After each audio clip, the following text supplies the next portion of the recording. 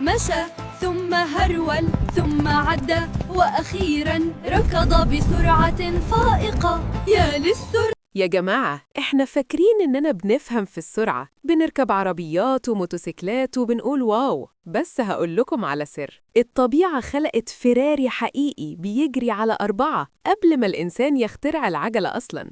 بصوا على الخريطة الذهنية اللي قدامكم دي مش مجرد رسمة، دي كتالوج السرعة لأجمل مخلوق على الأرض.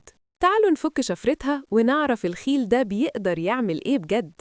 نبدأ من تحت خالص، اللون الأخضر، المشي الهادي أو الواك، ده المود بتاع الروقان. الحصان هنا بيمشي بمزاج، كأنك بتتمشى على كورنيش اسكندرية وقت الغروب.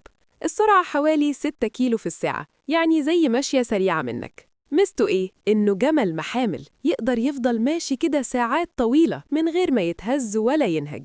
ده مود الاستكشاف. نعلي الريتم شوية، ندخل في اللون البرتقاني، الخبب أو التروت. دي بقى المشية اللي بتخلي الراكب يتنطط فوق الحصان.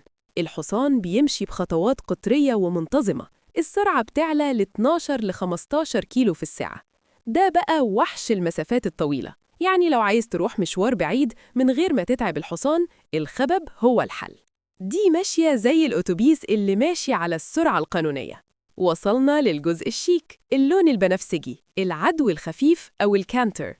ده الجري اللي بتشوفه في الأفلام، الراكب بيبقى قاعد مرتاح والحصان بيجري بإيقاع مظبوط على 3 خبطات.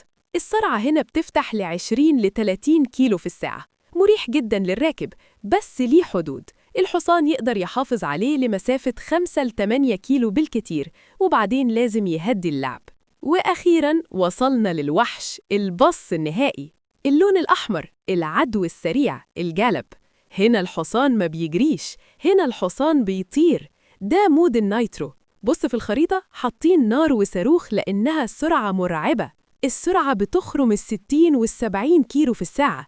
الحصان بيبذل مجهود جبار، كأنه بيطير فعلاً ورجليه ما بتلمسش الأرض. بس السر هنا إيه؟ إن نفسه قصير. أقصى سرعة دي بيجيب آخرها في 2 3 بالكتير، مسافة 1.5 كيلو أو 2، ولازم يقف ياخد نفسه وإلا يتعب جدا. شفتوا العظمة؟ مخلوق واحد بيجمع بين الروقان والصبر والشياكة والسرعة الجنونية اللي ملهاش حل. سبحان من خلق وأبدع.